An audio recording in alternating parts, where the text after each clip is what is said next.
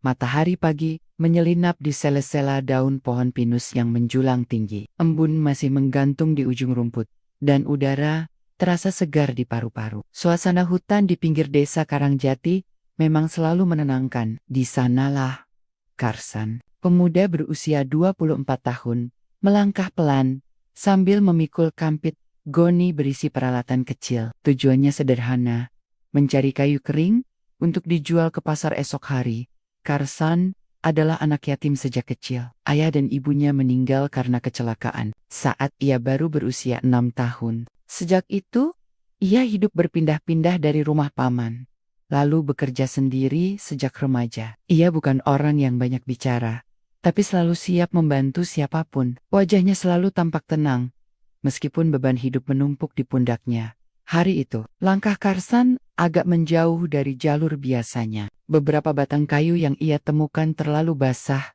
karena hujan semalam. Ia mencoba menembus bagian hutan yang lebih dalam, tempat yang jarang disentuh warga desa karena dianggap angker. Tapi bagi Karsan, selama dia sopan terhadap alam, tidak ada yang perlu ditakuti.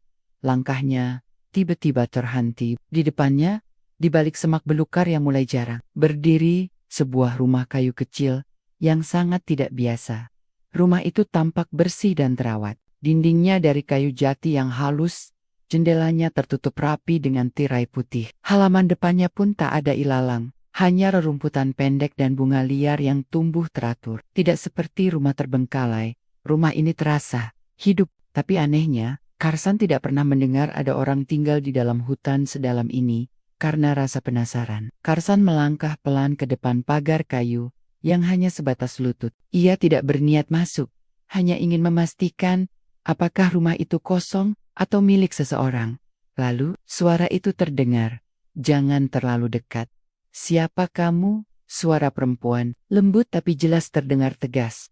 Karsan langsung menoleh. Di bayangan teras rumah, duduk seorang wanita muda di kursi roda. Rambutnya panjang, wajahnya bersih, dan tampak asing. Pakaian yang ia kenakan sederhana, tapi terlihat mahal. Tatapannya lurus ke arah Karsan, seolah ingin membaca pikirannya.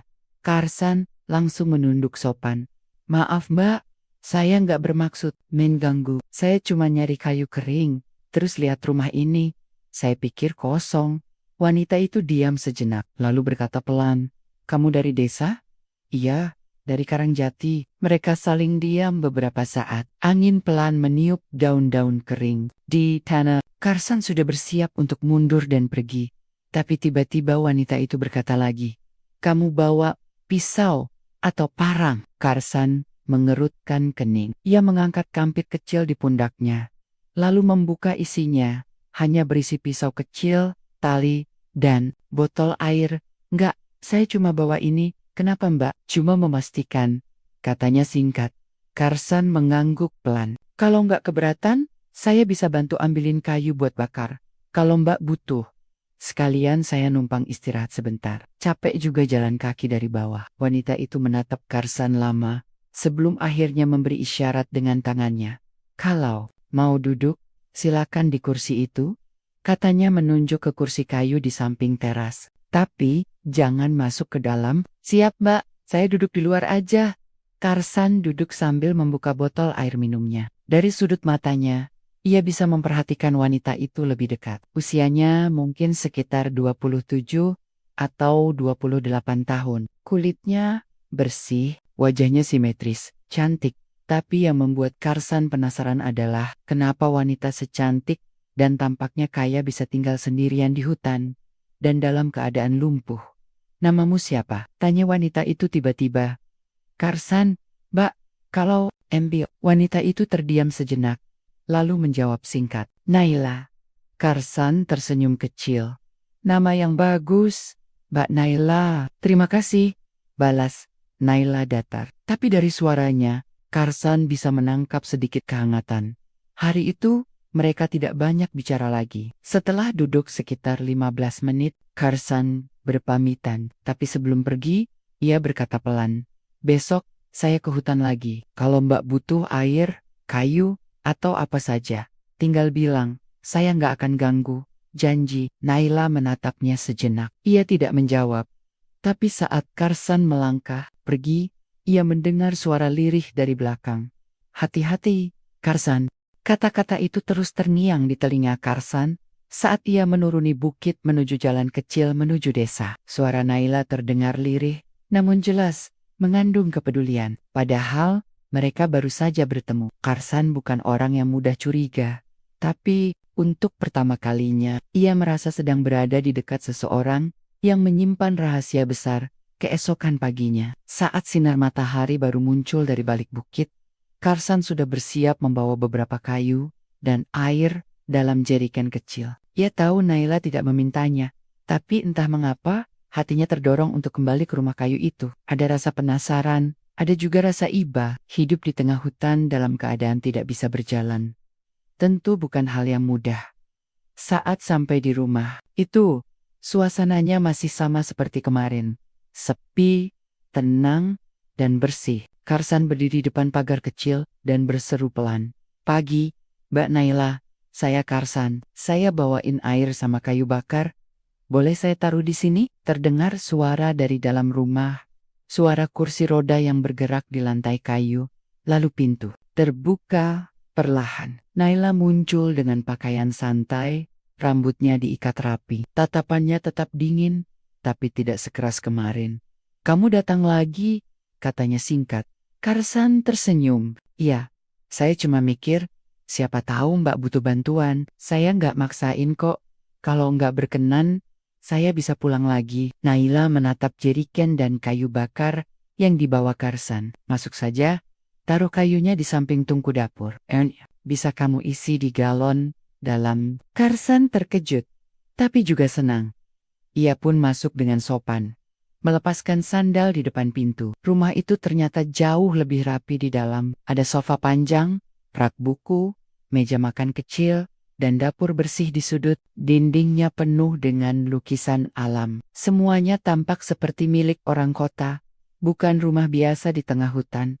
"Rumahnya cantik," ucap Karsan pelan sambil mengisi air ke dalam galon. Naila hanya menjawab, "Aku suka tempat yang sepi." Setelah selesai, Karsan berdiri agak kikuk. "Kalau nggak ada yang perlu dibantu lagi, saya pamit, Mbak." Naila tiba-tiba bertanya, "Kenapa kamu baik banget, Karsan? Kamu nggak takut sama orang asing?" Pertanyaan itu membuat Karsan diam sejenak. Lalu ia menjawab dengan suara rendah, "Saya juga pernah sendirian, jadi saya tahu rasanya." Naila tidak menjawab, hanya matanya yang menatap Karsan lebih lama dari biasanya. Ada sedikit keraguan, mungkin juga kehangatan yang ia tahan. Karsan pun pamit dan berjalan pulang, meninggalkan Naila yang kini berdiri di depan rumah, menatap punggungnya sampai hilang dari pandangan. Hari-hari berikutnya, Karsan datang lagi. Awalnya hanya untuk mengantar kayu, lalu air, lalu sesekali membawakan makanan dari pasar. Naila yang awalnya cuek dan dingin, perlahan mulai terbuka. Mereka mulai berbincang ringan tentang hutan, tentang bunga liar, bahkan tentang makanan kesukaan Karsan. Tahu batas. Ia tidak pernah bertanya soal masa lalu Naila, dan Naila pun tidak pernah menyinggung soal keluarganya. Tapi Karsan bisa merasakan ada luka di balik sikap tenangnya. Suatu hari, Karsan datang membawa bibit sayur. "Saya mikir, kalau Mbak mau, kita bisa tanam kangkung, bayam, tomat, biar nggak terlalu sering ke pasar. Lagian tanah di sini bagus." Naila tampak tertarik. "Kamu bisa berkebun sedikit-sedikit. Dulu saya bantu kakek nanam pisang dan kacang panjang." Akhirnya, mereka mulai bercocok tanam bersama di halaman belakang. Melihat Naila tersenyum saat memegang tanah, membuat Karsan bahagia dalam diam. Di balik kesendiriannya, Naila punya sisi lembut yang perlahan muncul. Namun, suatu sore, saat Karsan membantu merapikan bagian belakang rumah, ia melihat sesuatu yang membuat langkahnya terhenti. Di sisi kanan rumah, tak jauh dari gudang kecil, ada tong sampah terbuka. Di dalamnya, tertumpuk beberapa botol obat, suntikan bekas, dan kertas resep dari rumah sakit kota besar. Salah satunya bertuliskan, Rumah Sakit Metro Jakarta, Dr. Andika Wirawan, pasien Naila N. Satria. Karsan menelan ludah. Nama lengkap Naila, baru pertama kali ia lihat. Ia juga melihat ada secarik foto setengah terbakar. Tampak Naila berdiri di samping pria tua berpakaian jas di depan bangunan megah. Sedang apa di sana? Suara Naila tiba-tiba terdengar di belakangnya. Karsan terkejut, tapi tidak panik. Ia menoleh. Maaf, saya cuma mau ambil kayu. Saya nggak sengaja lihat ini. Naila menatap Karsan tajam. Jangan sentuh apapun. Karsan mengangguk cepat. Iya mbak, maaf. Suasana tiba-tiba berubah kaku. Naila menarik napas pelan, lalu berkata, kalau kamu penasaran, aku pernah kecelakaan. Lumpuh dari pinggang ke bawah. Dan aku tidak mau ditemukan siapapun. Karsan tidak bertanya lebih jauh. Ia hanya menjawab, saya nggak akan bilang siapa-siapa. Naila menunduk pelan. Kamu ini aneh, Karsan. Padahal kamu bisa aja manfaatin aku. Tapi kamu malah bantuin aku kayak orang keluarga sendiri. Karsan hanya tersenyum. Mungkin karena saya tahu rasanya ditinggal. Dulu waktu kecil, nggak ada yang peduli sama saya juga. Jadi kalau hari ini saya bisa peduli sama orang lain, itu udah cukup buat saya. Naila tidak berkata apa-apa lagi, tapi air matanya jatuh tanpa ia sadari. Sejak hari itu, hubungan mereka jadi sedikit lebih dekat. Naila mulai bercerita tentang bunga kesukaannya, tentang kopi hangat saat pagi hari, dan tentang mimpinya yang belum selesai. Tapi, meski semuanya tampak membaik, Karsan yakin satu hal. Naila belum benar-benar jujur. Ada sesuatu yang masih ia sembunyi, sesuatu yang jauh lebih besar dari sekadar kecelakaan. Dan Karsan tahu, cepat atau lambat, ia akan mengetahui semuanya.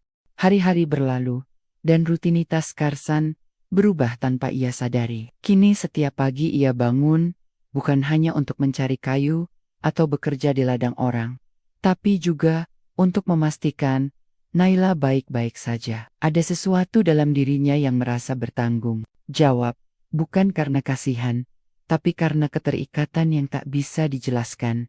Suatu pagi, saat matahari baru muncul malu-malu dari balik pepohonan, Karsan kembali ke rumah kayu itu. Ia membawa bubur hangat dalam termos kecil dan beberapa pisang rebus dari pasar. Tapi pagi itu, suasananya berbeda. Biasanya Naila sudah duduk di kursi rodanya di teras, menunggu Karsan dengan segelas teh. Tapi kali ini, rumah itu sepi, tirai tertutup, tak ada suara apapun. Karsan berdiri di depan pintu, ragu. Ia mengetuk pelan. Mbak Naila, saya Karsan, masih tidak ada jawaban. Karsan menunggu beberapa saat, lalu menyandarkan termos di depan pintu. Tapi sebelum ia benar-benar berbalik, terdengar suara dari dalam. Pelan dan lirih, masuk aja. Karsan mendorong pintu pelan. Di dalam, Naila duduk di lantai, bersandar pada dinding dekat sofa. Wajahnya pucat, rambutnya kusut, dan matanya tampak bengkak. Kursi rodanya tergeletak di sisi ruangan. Karsan langsung mendekat. Mbak, kenapa? Jatuh. Naila menggeleng pelan. Enggak, aku cuma capek. Karsan membantunya duduk kembali di kursi roda, lalu mengambil air minum. Ia tahu, ini bukan sekadar kelelahan fisik. Ada yang jauh lebih dalam dari sekadar tubuh yang letih. Setelah beberapa menit, Naila mulai bicara dengan suara rendah. Aku mimpi buruk semalam, mimpi masa lalu, tentang hari itu. Saat semuanya berubah, Karsan tidak bertanya. Ia hanya duduk di lantai, bersandar di meja, mendengarkan. Aku kecelakaan mobil 2 tahun lalu, lanjut Naila. Bukan karena remblong tapi karena aku sengaja kabur. Karsan terdiam, jantungnya berdebar. Waktu itu, aku dipaksa menikah oleh ayahku, perjodohan dengan anak rekan bisnisnya. Aku menolak, tapi dia terus memaksa. Aku merasa hidupku bukan milikku sendiri. Jadi aku ambil mobil dan pergi sendiri. Malam-malam, Naila menarik napas dalam. Mobilku tergelincir di jalan pegunungan. Aku sadar, beberapa hari kemudian di rumah sakit, kaki ini sudah nggak bisa digerakkan lagi. Karsan merasa dadanya sesak, bukan karena kisah tragis itu, tapi karena melihat bagaimana Naila menahan tangis sambil menceritakannya. Setelah sembuh sebagian, Aku kabur lagi. Aku cari tempat yang jauh dari kota, dari keluarga, dari dunia. Aku beli tanah ini secara dayam-dayam, bangun rumah kecil, dan tinggal di sini. Ia menatap Karsan. Aku pikir kalau aku hilang, semua akan lebih mudah. Tidak ada yang peduli. Tapi ternyata rasa sakit tetap ikut kemanapun aku pergi. Karsan mendekat, lalu menandok. Mbak Naila, saya minta maaf udah bikin Mbak cerita hal berat kayak gini. Naila tersenyum kecil. Justru kamu orang pertama yang aku percaya. Setelah lama, entah kenapa, kamu selalu hadir saat aku butuh. Beberapa minggu setelah itu, hubungan mereka semakin dekat. Tapi bukan seperti pasangan kekasih. Ada ikatan yang lebih dari sekadar simpati. Ikatan dua jiwa yang sama-sama terluka, tapi berusaha saling menguatkan. Namun, seperti biasa, ketenangan tak pernah bertahan lama. Suatu sore, Karsan datang ke rumah Naila setelah dari pasar. Ia membawa kain untuk kursi roda yang baru dibelinya. Tapi begitu sampai, ia melihat Naila sedang mengganti perban di kakinya. Karsan hendak mundur, tapi Naila memanggil. Karsan, bantuin buka perban sebelah kanan. Dengan canggung, Karsan duduk di sampingnya, lalu membuka perban perlahan. Saat kain itu terlepas, ia terkejut melihat bekas luka yang dalam dan belum sepenuhnya sembuh. Kulit di sekitar luka tampak menebal, merah, dan ada bekas sayatan panjang. Karsan menahan napas. Lukanya, ini bukan karena kecelakaan mobil ya Mbak? Naila menunduk. Luka itu karena seseorang. Siapa? Butuh beberapa saat bagi Naila untuk menjawab. Orang suruhan ayahku. Mereka memaksa aku kembali, tapi aku lawan. Salah satu dari mereka menyeretku dan menyayat kakiku dengan pisau. Mereka bilang, kalau kamu gak mau dinikahkan, lebih baik kamu jadi cacat saja. Karsan terpaku. Rahangnya mengeras, tangannya mengepal tanpa sadar. Maaf, saya nggak tahu kalau sebegitu parahnya. Naila mengangkat pandangannya. Makanya aku memilih menghilang. Aku lebih baik hidup sendiri daripada kembali ke dunia yang memperlakukan aku seperti barang dagangan. Suasana hening beberapa saat, hanya suara burung di luar yang terdengar. Karsan akhirnya bicara dengan suara berat. Mbak Naila, saya tahu saya cuman orang biasa, nggak punya siapa-siapa. Tapi mulai sekarang, saya nggak akan biarin Mbak sendirian lagi. Selama saya masih bisa bantu, saya akan jagain Mbak. Naila menatapnya lama. Ada air mata di matanya. Tapi ia tidak menangis. Ia hanya tersenyum. Senyum tulus yang selama ini tersembunyi. Terima kasih, Karsan. Hari itu menjadi titik balik. Bukan hanya untuk Naila yang mulai percaya pada seseorang lagi, tapi juga untuk Karsan, yang tanpa sadar mulai menemukan alasan untuk tetap tinggal dan berjuang. Namun, jauh di balik senyum itu, Karsan masih menyimpan pertanyaan yang belum ia utarakan. Jika Naila benar-benar ingin menghilang, kenapa rumahnya masih begitu mudah ditemukan? Dan ia tidak tahu bahwa jawaban dari pertanyaan itu akan membawa mereka pada bahaya yang lebih besar. Hari-hari berlalu, dan kehadiran Karsan dalam hidup Naila mulai menjadi bagian yang tak tergantikan. Kini Naila tak hanya tersenyum lebih sering, tapi juga mulai bercerita tentang masa lalunya dengan lebih terbuka, meski masih menyimpan banyak hal. Namun sejak malam ketika Karsan melihat bekas luka sayatan di kaki Naila, pikirannya tak pernah benar-benar tenang. Ia terus bertanya-tanya, jika Naila ingin sembunyi, kenapa rumah ini begitu rapi? Kenapa ada aliran listrik meski tidak mencolok? Dan yang paling aneh, siapa yang mengirimkan obat-obatan dan peralatan medis ke tengah hutan seperti ini? Suatu pagi, saat Karsan sedang menyiram tanaman tomat di belakang rumah, ia melihat Naila menerima sebuah paket kecil. Seorang pria kurir datang dengan motor trail, mengenakan jaket hitam dan helm penuh. Wajahnya tak terlihat jelas. Karsan memperhatikan dari kejauhan, mencoba tidak mencurigakan. Naila menerima paket itu cepat-cepat, lalu masuk ke dalam rumah dan menutup pintu rapat. Perasaan aneh muncul di dada Karsan. Ada ketegangan yang tak bisa ia jelaskan. Setelah kurir pergi, Karsan mendekat dan pura-pura mengetuk pintu seperti biasa. Pagi, Mbak, mau bantu siram bunga lavendernya? Ucapnya santai. Beberapa detik kemudian, pintu terbuka. Wajah Naila tampak sedikit gugup, tapi tetap berusaha tersenyum. Oh, iya. Makasih Karsan. Barusan ada paket ya? Tanya Karsan sambil mengintip ke dalam. Naila sedikit ragu, sebelum menjawab, iya, itu cuma suplemen buat sendi. Aku pesan online lewat teman lama. Karsan mengangguk pelan. Oh, saya kira Mbak benar-benar mutusin kontak sama orang luar. Naila menunduk. Enggak semua. Beberapa masih tahu aku di sini.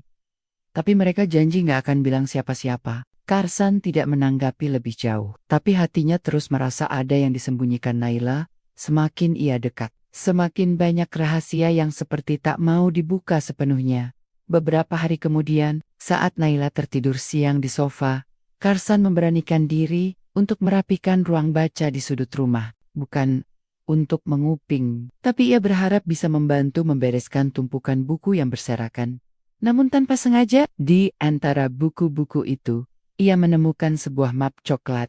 Isinya, fotokopi surat rumah sakit, foto CT scan tulang belakang, dan yang paling mengejutkan sebuah surat undangan acara bisnis yang tertulis nama lengkap. Naila sebagai Direktur Utama Satria Group. Karsan membeku.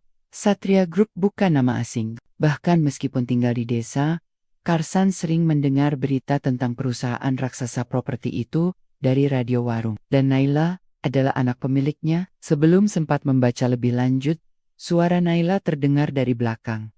Kamu ngapain? Karsan tersentak dan buru-buru menutup map itu. Maaf Mbak, saya nggak sengaja.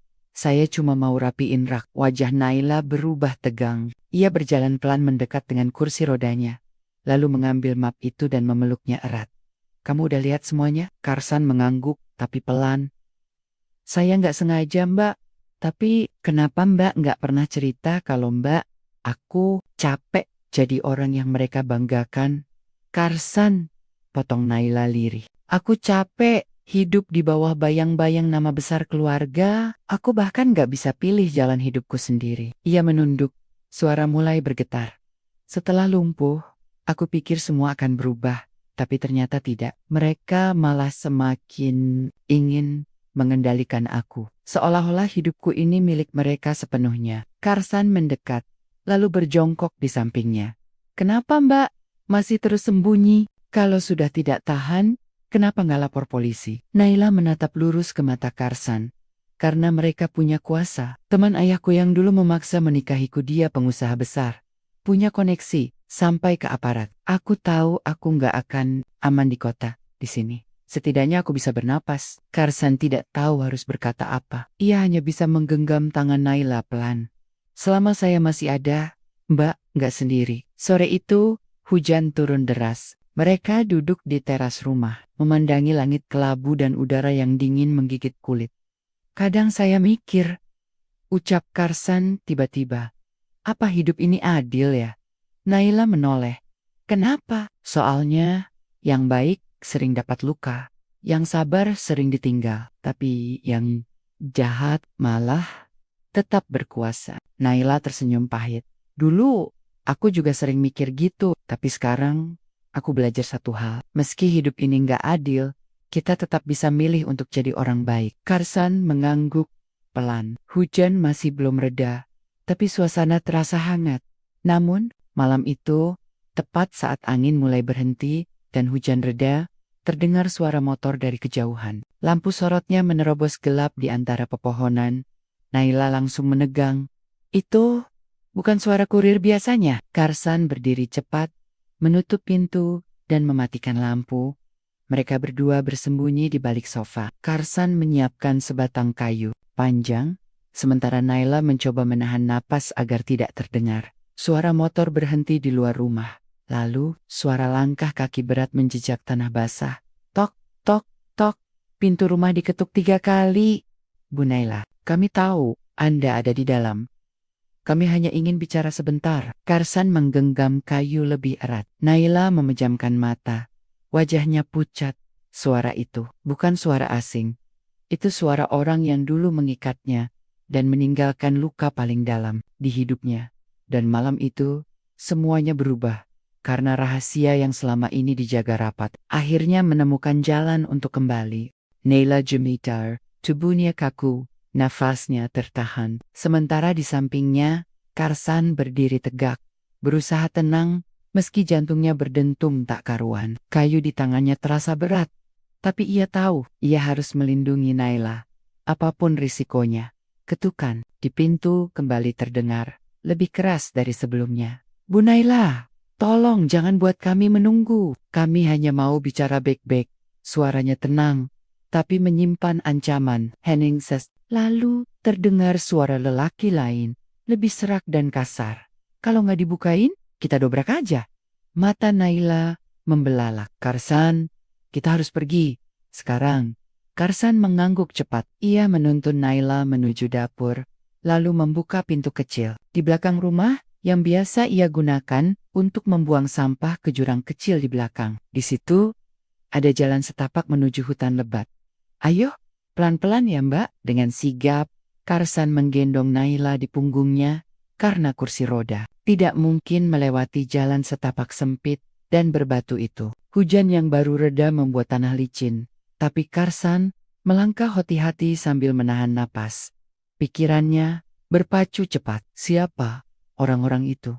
Bagaimana mereka tahu Naila ada di sini? Sementara itu, di depan rumah, dua pria bertubuh besar mulai mendorong pintu dengan bahu mereka. Kayu tua itu tak akan kuat lama-lama. Cepat, sebelum mereka sadar kita kabur, desis Naila di telinga. Karsan, langkah kaki mereka menurun, melewati pepohonan yang rapat, gelap, hening, hanya suara ranting, patah dan daun basah yang terdengar di bawah kaki Karsan. Ia tahu arah menuju gubuk kecil milik Pak Mulyono, penjaga kebun kopi tua, yang tinggal sekitar setengah jam jalan kaki dari situ. Tempat itu satu-satunya tempat aman yang terpikirkan sekarang. Namun saat mereka hampir keluar dari semak lebat, terdengar suara motor dari sisi lain hutan. Lampunya berputar-putar, seolah mencari sesuatu. Naila mencengkram baju Karsan erat. Mereka nyari kita. Karsan memutar arah. Kita nggak bisa ke gubuk Pak Mulyono sekarang. Mereka pasti tahu. Jailenet. Ia menuruni lereng lain, menuju batu besar yang biasa ia gunakan untuk berteduh saat hujan. Di balik batu itu, ada celah alami seperti gua kecil yang tersembunyi. Mereka bersembunyi di sana. Nafas mereka terengah, sunyi.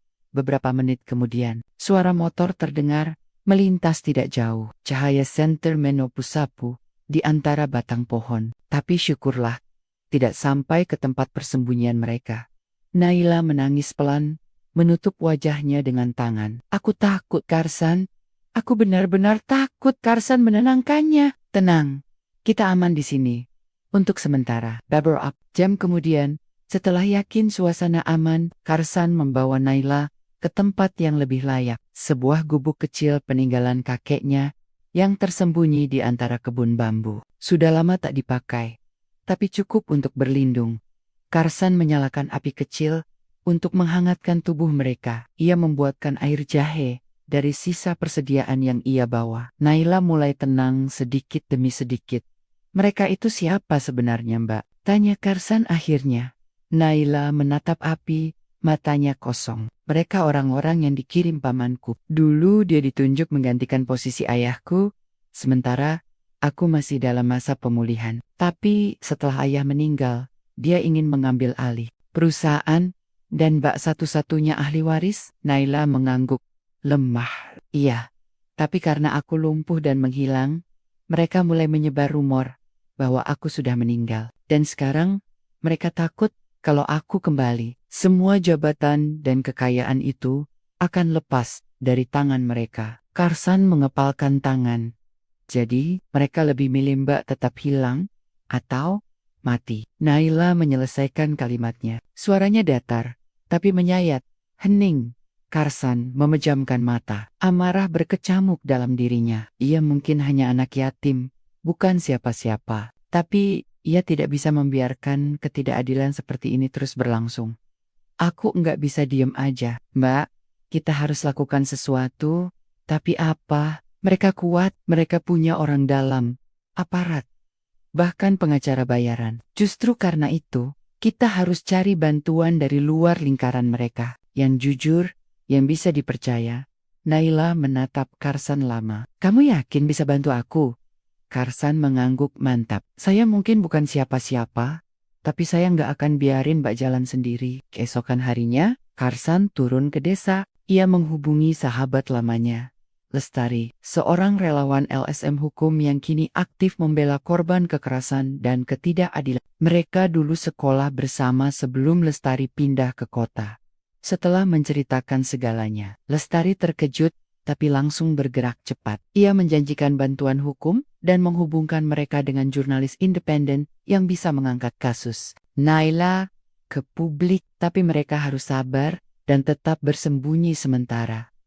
Sore harinya, Karsan kembali ke gubuk membawa makanan, baterai dan kabar baik. Mbak Naila, kita nggak sendirian lagi sekarang. Naila tak kuasa menahan haru. Antak pertama kalinya sejak tragedi itu, ia merasa ada harapan. Bukan sekadar untuk hidup aman, tapi untuk kembali memperjuangkan haknya. Namun mereka belum tahu, mereka sedang diawasi dari jauh. Di balik bayang-bayang hutan, seorang pria bertubuh tegap memantau dengan teropong. Ia berbicara pelan ke alat, komunikasi di tangannya, target ditemukan, lokasi terdeteksi, perintah selanjutnya. Suaranya dingin, matanya tajam, karena bagi mereka, kehadiran Naila bukan hanya ancaman, tapi juga awal kehancuran seluruh permainan kotor yang selama ini tersembunyi. Karsan tak pernah tahu bahwa sejak ia kembali dari desa membawa kabar baik, sepasang mata terus mengikuti setiap langkahnya. Sosok misterius di balik semak gelap itu bukan hanya mata-mata biasa. Ia adalah orang kepercayaan Pak Darsa, paman Naila, dan siap melakukan apapun demi menyingkirkan ancaman terhadap kekuasaan atas Satria Group. Sementara itu, di dalam gubuk, Naila duduk dengan tenang. Matanya menatap jauh keluar jendela kecil. Angin sore menyapu wajahnya, membawa aroma tanah dan dedaunan basah. Untuk pertama kalinya dalam sekian lama, ia merasa sedikit lebih lega. Ada seseorang yang benar-benar peduli padanya. Bukan karena warisan atau posisi, tapi karena hati. Ketika Karsan kembali, Naila langsung menyambutnya dengan senyum hangat. Gimana Son? Semua lancar? Karsan mengangguk. Alhamdulillah, Lestari dan timnya udah mulai bergerak. Mereka akan kumpulkan bukti-bukti, termasuk dokumen yang Mbak simpan di rumah itu. Naila mengangguk pelan. Aku masih belum percaya, semua ini beneran terjadi. Dulu aku pikir satu-satunya jalan untuk bebas adalah dengan menghilang. Karsan duduk di samping Naila.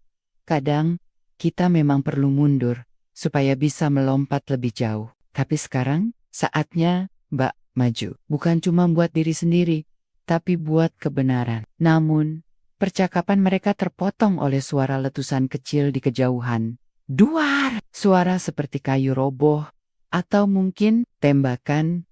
Karsan langsung berdiri. Matanya ia mengambil kayu panjang yang sebelumnya ia sembunyikan di belakang pintu. Tetap di sini, Mbak.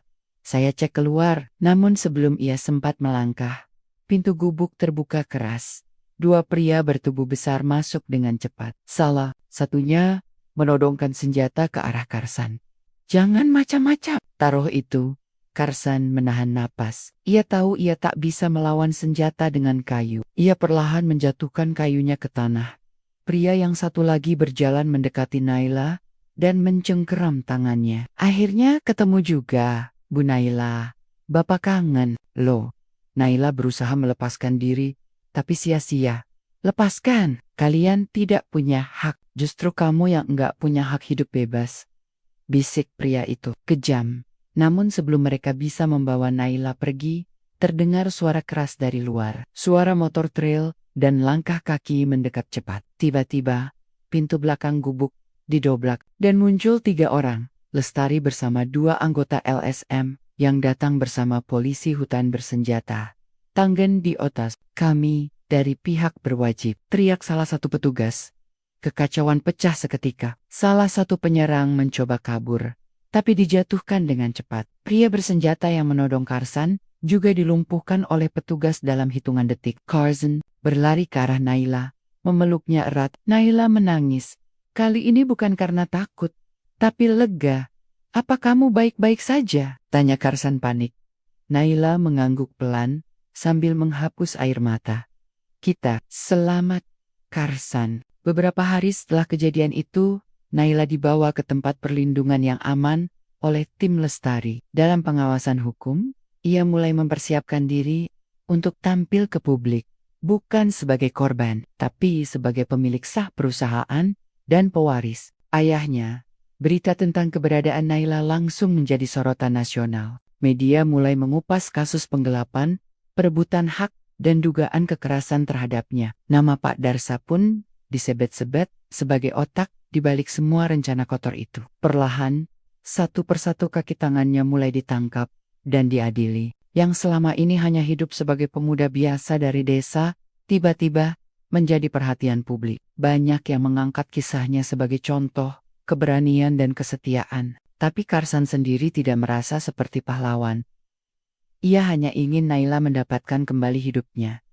Beberapa minggu kemudian, Naila mengundang Karsan ke rumah aman, tempat ia tinggal sementara. Rumah itu kecil, tenang, dengan taman mungil di depannya. Karsan datang. Naila sudah menunggunya di kursi roda, mengenakan blus putih sederhana. Panggil Naila pelan. Karsan mendekat dan duduk di sebelahnya. "Apa kabar, Mbak?"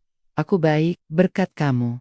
Karsan tersenyum canggung. "Saya cuma bantu sebisa saya." Naila menatapnya lebih dalam. "Kamu lebih dari itu. Kamu datang saat semua orang pergi. Kamu tetap di sisiku waktu aku tak punya siapa-siapa." Hening sebentar, angin sore mengalir pelan. "Kamu tahu, San," Naila melanjutkan, "hidupku dulu penuh topeng. Tapi sejak bertemu kamu, aku mulai merasa menjadi diriku sendiri." Karsan tertunduk. Ia tak tahu harus membalas apa. Naila menggenggam tangan Karsan perlahan. "Aku ingin kamu tetap ada di hidupku, bukan sebagai penjaga, tapi sebagai seseorang yang penting." Karsan menatap matanya. Ada cahaya yang berbeda. Cahaya yang dulu redup, kini mulai menyala lagi. Ia menggenggam tangan Naila balik. "Kalau Mbak tidak keberatan, saya akan tetap ada. Sampai kapanpun." Dan di bawah langit senja yang hangat, dua hati yang sama-sama terluka, akhirnya menemukan rumahnya.